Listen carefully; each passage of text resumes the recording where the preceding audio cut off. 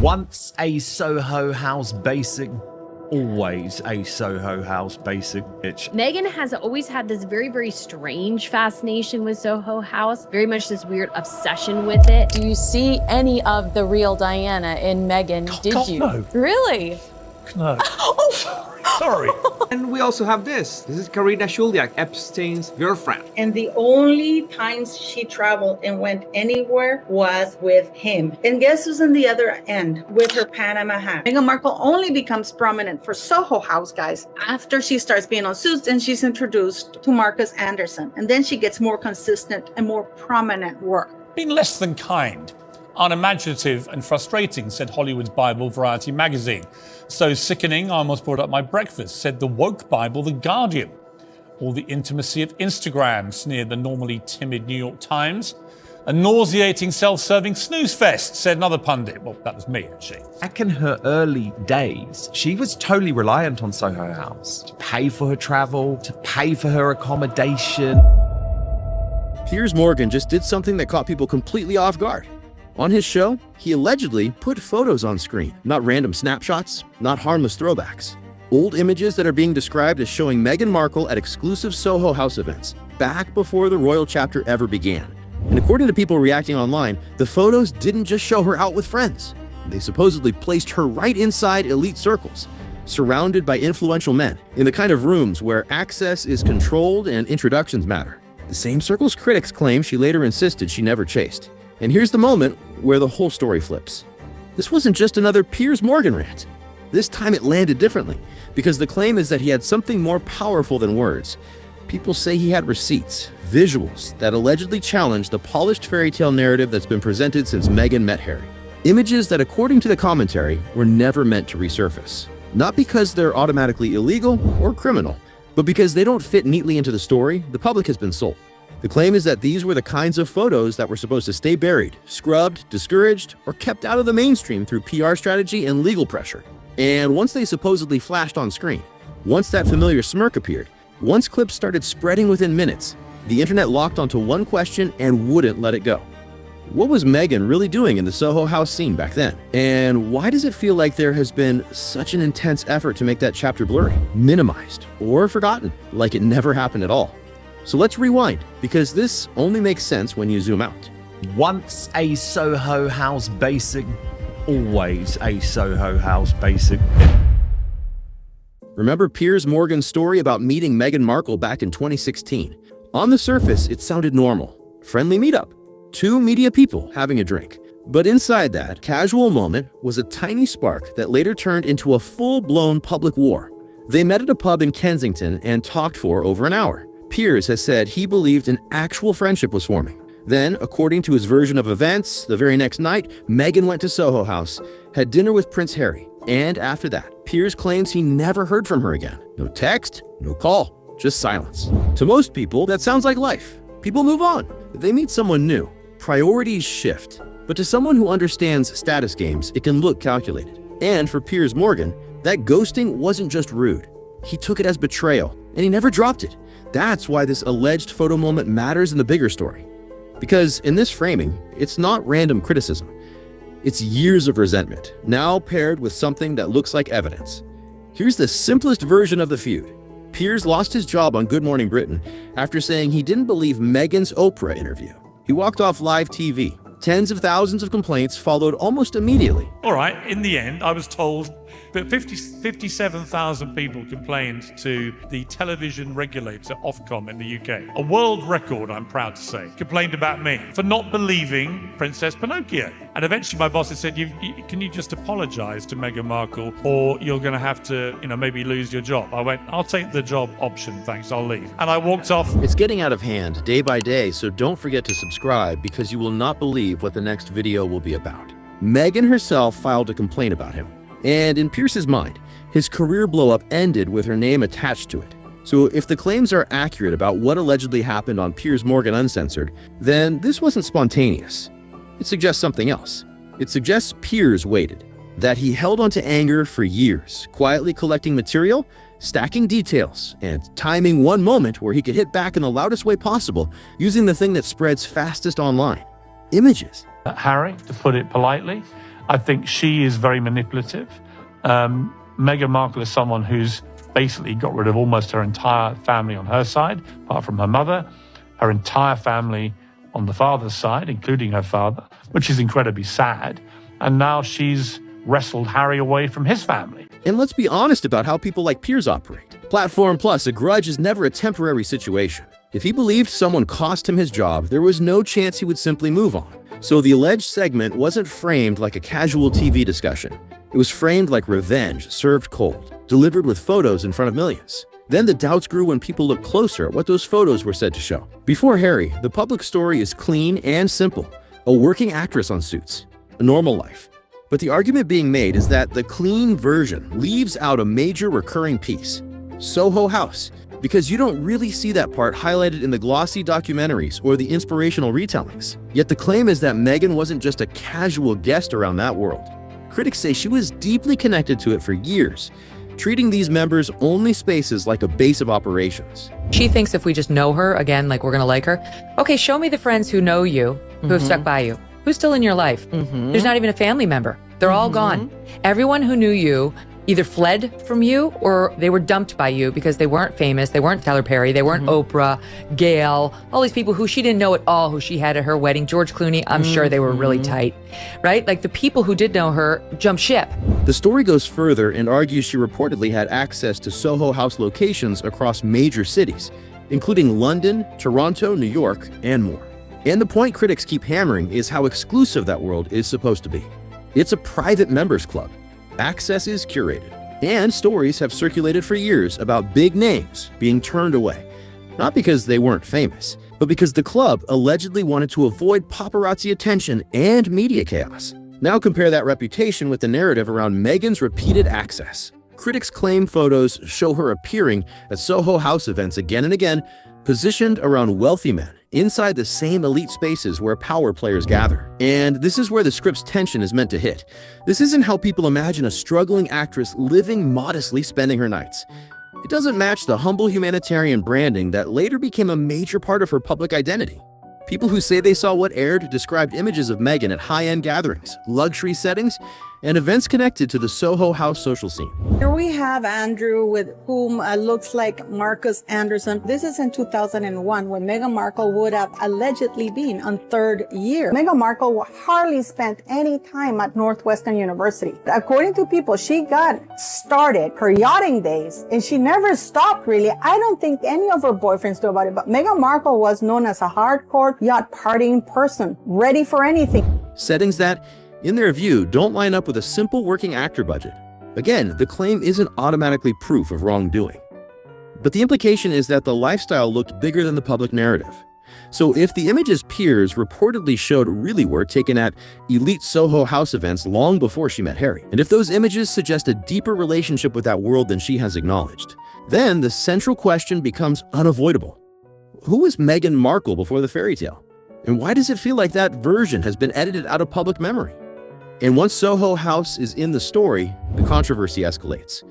Because once you understand how that network operates, the argument goes, one thing becomes harder to ignore. This kind of access usually isn't random. That's where Marcus Anderson enters the story. In the narrative you're building, Marcus isn't described as just a friend. He's described as a major Soho House insider, someone tied to membership and access at a global level. In other words, someone whose job is basically deciding who gets in and who doesn't. And the claim critics push is simple. If Meghan needed doors opened, Marcus could open them. And then people point to a pattern they find suspicious.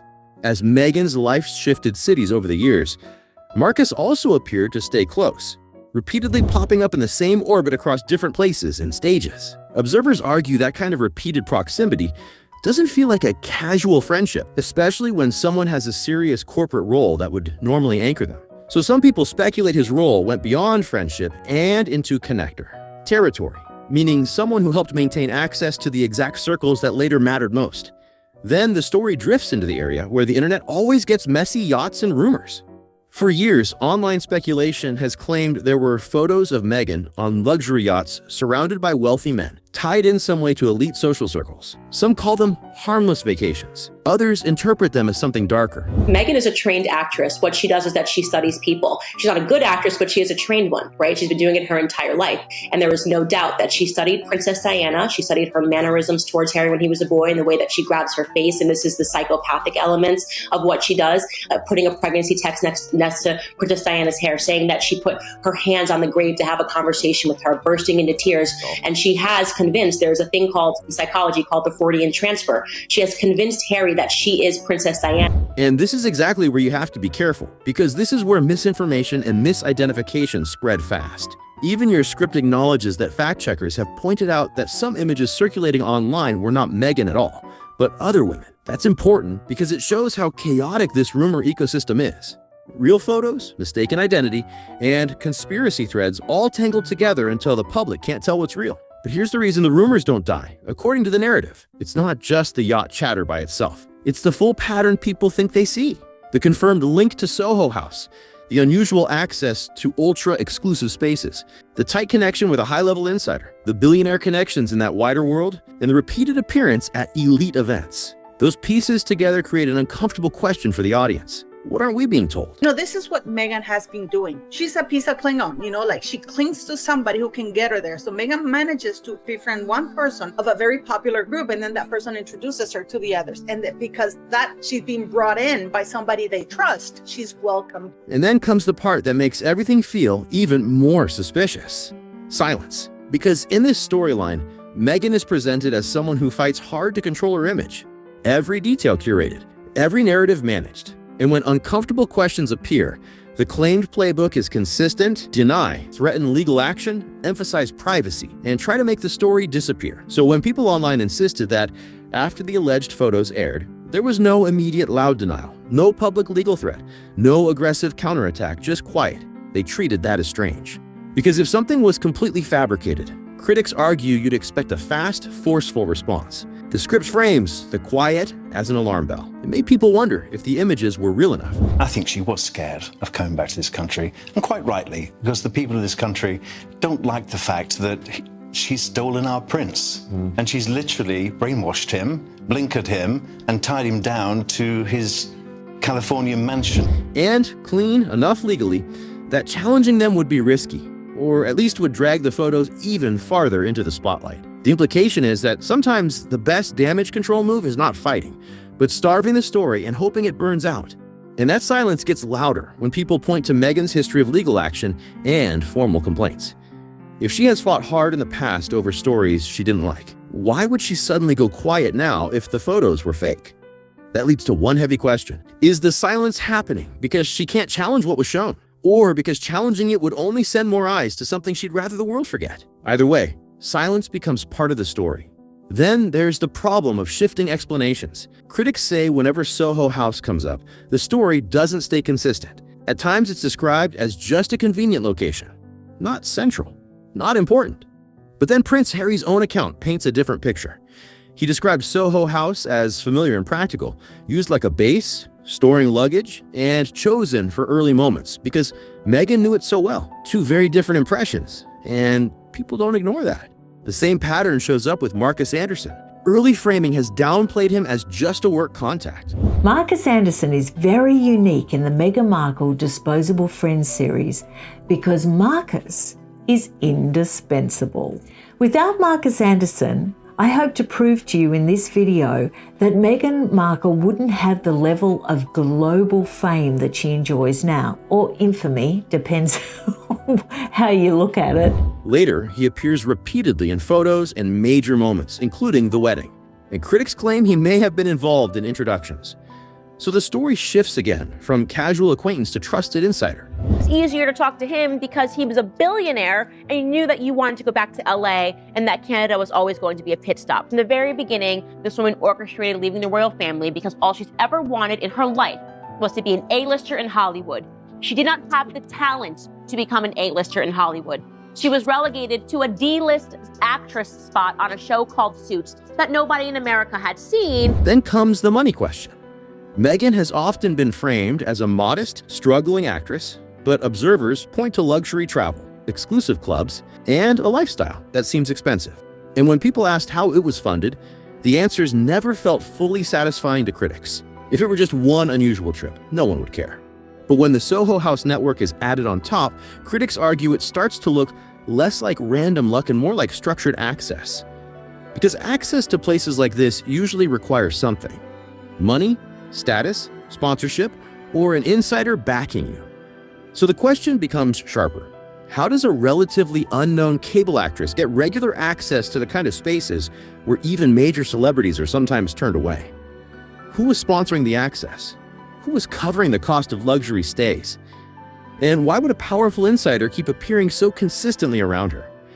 And this is where your original script goes to the darkest implication: that access is never free, and that elite scenes can involve unspoken expectations. Markle has gone back to live in California, and she's living the life she probably wanted all along. Yes. A life of unparalleled luxury and riches that she got by marrying a handsome British prince. If you're putting this on YouTube, the safest way to say it without stating criminal claims is this: the internet has attached darker speculation to this world, but much of that speculation is unverified, and some of it has been debunked through misidentification.